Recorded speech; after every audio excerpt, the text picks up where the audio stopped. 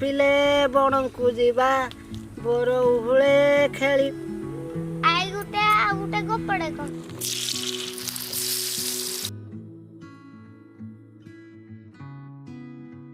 ଏଇଟା କେମିତି ହେଇଛି? ବଢିଆ ହେଇଛି। ବଢିଆ ହେଇଛି। ଜୟ ଜଗନ୍ନାଥ ସାଙ୍ଗମାନେ। ଆଜି ଆମେ କରିବା ଗୋଟେ ବଣଭୋଜି। ଆଜି ହବ ଭାତ, ସାଲାଡ, ଚିକେନ, ପାମ୍ପଡ଼, ଚିଲି କୋବି। ଆମେ ଚିକେନ ରୋଷେଇ କରିବା।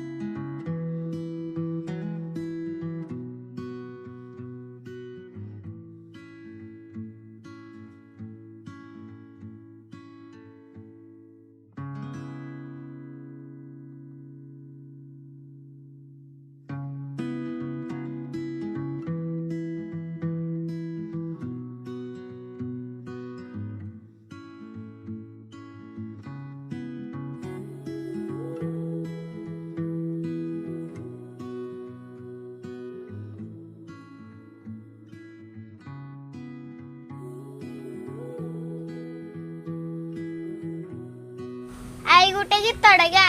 ହଉ କହୁଛି ଶୁଣୁ। ପିଲେ ବଣକୁ ଯିବା ବୋର ଉହୁଳେ ଖେଳିବା ଦୋଳି ବୁଦା ବୁଦା ବୁଲି କୁଳି ତୁଳିବା କୁଳି।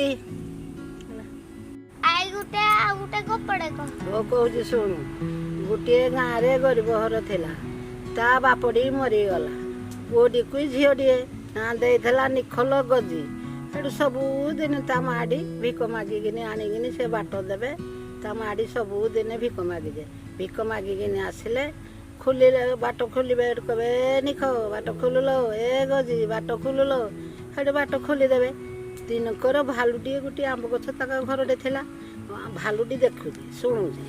ସେଠୁ କ'ଣ କଲା, ସେ ଦିନେ ଗଲା ଭାଲୁ ଦେଖିଛି। ସେ ଯେମିତି ଗଲା ସେଠୁ ଡାକିଲା, ଏ ନିଖ ଗଜିଲୋ ବାଟ ଖୋଲୁ। ଭାଲୁ ଡାକୁଛି। ସେ କହିଲା ମା ଆଇଲାଣି ଲୋ ନିଖ ବାଟ ଖୋଲୁ। ବାଟ ଖୋଲିଦେଲେ। ସେଠୁ କହିଲା ଚଦର ଘୋଡ଼େଇ ହେଇକିନି କମର ଘୋଡ଼େଇ ହେଲା। କହିଲା ମା ତୋତେ ଜ୍ୱର ଆଣୁଛି କି? ସେଠୁ କହିଲା ହଁ ଲୋ ଝିଅ ମୋତେ ଛୁଅଁନି, ମୋତେ ଛୁଅଁନି। ସେଠୁ କହିଲା ଟିଭିଟା ନଗେଇ ଦେଉଛି। ନାହିଁ ଟିଭିରେ ନଗାନି, ମୁଇଁ ଶୋଇ ପଡ଼ିବି, କମଳ ଘୋଡ଼େଇ ଦିଅ। ସେଠୁ କହିଲା ନିଖ କହୁଛି ଚାଲ ମାଆକୁ ଟିକେ ଘଷି ଦେବା, ତେଲ ମାଲସ କରିଦେବା। ଗଲେ ଯେତେବେଳେ ଗୋଡ଼ ଟିକେ ଆଡ଼େଇ ଦେଲେ ଯେତେବେଳେ ତେଲ ନଗେଇଲା ବେଳକୁ ଖାଲି ବାଳ ବାଳୁଆ। ସେଠୁ ସେ ତାକୁ ନଖରେ ଛେନି ଦେଉଛି। ପାଟି କଲେ ଶୁଭିବ। ନଖରେ ଛେନା ଛୁନି ହେଇକିନି ଚୁପ୍ ଚୁପ୍ ଚୁପ୍ ଚୁପ୍ ଆଇକିନି ବାଟଟି ଖୋଲିକିନି ବାଟ ବନ୍ଦ କରିଦେଲା ତାକୁ। ସେଠୁ ଦୂର ବାଟ ଗାଁଟା ସେଠୁ ତାକୁ ସାଇଡ଼ା। ସେଠୁ ଦୌଡ଼ିକିନି ଗଲେ ଯେତେବେଳେ କହିଲେ ଏଦି ଆମକୁ ଭାଲୁ ଏମିତି ମାରି ଦେଉଥିଲା, ଆମେ ବାଟ ଦେଇକିନି ଆଇଲୁ। ଗାଁ ସାରା ନିଆଁ ହୁଳା ଧରିକିନି ଆସିଲେ। ଆସିକିନି ଏ ଘର ସହ ପୋଡ଼ି ଦେଲେ। ଛୁଆ ଯୋଡ଼ିକି ଧନା ଗଲେ। ତା ମା ଆଇଲା ଘର ଦ୍ୱାର ପୋଡ଼ି ଦେଇଛି ବୋଲି ଗଡ଼ିଗଲା। ଗାଁରେ କିଏ ପୋଡ଼ି ଦେଲେ, ମୋ ଛୁଆ କୁଆଡ଼େ ଗଲା? କହିଲା ନାହିଁ ତୋ ଛୁଆକୁ ଆମେ ଆଣିଛୁ, ଭାଲୁ ଏମିତି ମାରି ଦେଉଥିଲା। ସେଠୁ ମୋ କଥାଟି ସରିଲା। ଗପ ତ ଶୁଣିଲୁ। ଚାଲ ଏଥର ଚିଲି କୋବି ବନେଇବା। ଚାଲ।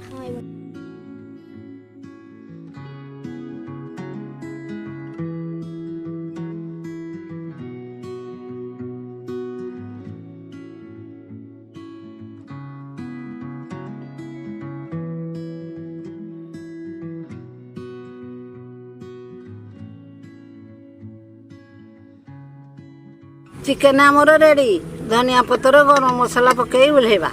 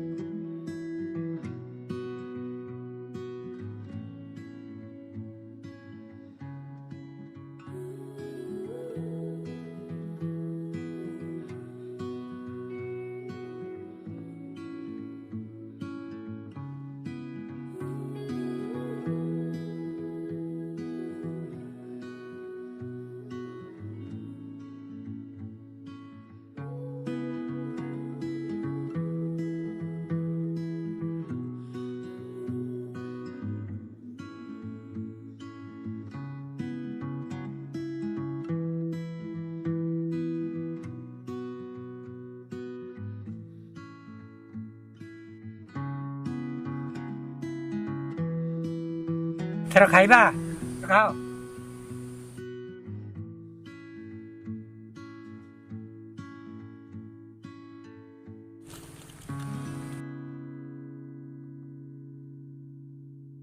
ଖାଇବା କେମିତି ହେଇଛି?